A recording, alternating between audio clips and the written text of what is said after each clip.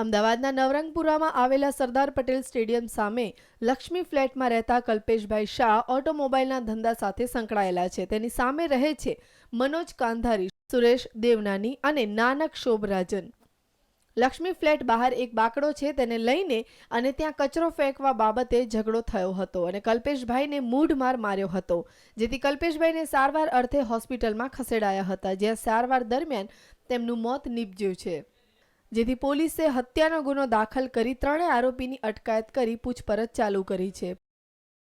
મરનારનું મોત તેમના heart attack આવવાથી થયેલો હોવાનું હાલના તબક્કે કોઝ ઓફ ડેથ લખાઈ આવેલો હોય તેમજ વિસેરા લેવામાં આવેલો હોય, જેથી મોતનું ચોક્કસ કારણ વિસેરા રિપોર્ટ આવ્યા પછી જ જાણી શકાય તેમ હોય.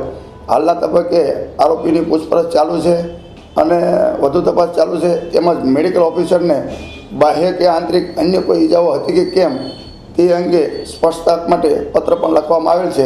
પોલીસની પ્રાથમિક પૂછપરછમાં સામે આવ્યું છે કે કલ્પેશભાઈની ઉંમર 57 વર્ષ છે. કલ્પેશભાઈ હાર્ટ એટેકના દર્દી છે. અગાઉ પણ કલ્પેશભાઈને 2 વખત હાર્ટ એટેક આવી ચૂક્યો છે. મેડિકલ રિપોર્ટમાં સામે આવ્યું છે કે કલ્પેશભાઈનું મોત હાર્ટ એટેકથી થયું છે, જેથી પોલીસ હવે પોસ્ટમોર્ટમ રિપોર્ટના આધારે તપાસ ચલાવશે.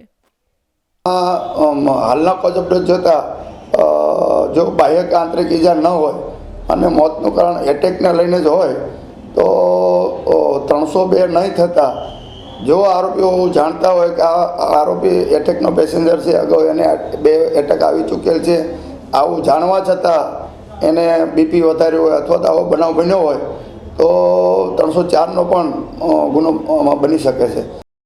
પોલીસે અત્યારે ત્રણેય લોકોની અટકાયત કરી પૂછપરછ ચાલુ કરી છે અને ગુનાનો ભેદ ઉકેલવા પ્રયાસ હાથ ધર્યા છે. આવનારા સમયમાં સામે આવશે કે આ હત્યા છે કે હાર્ટ એટેક.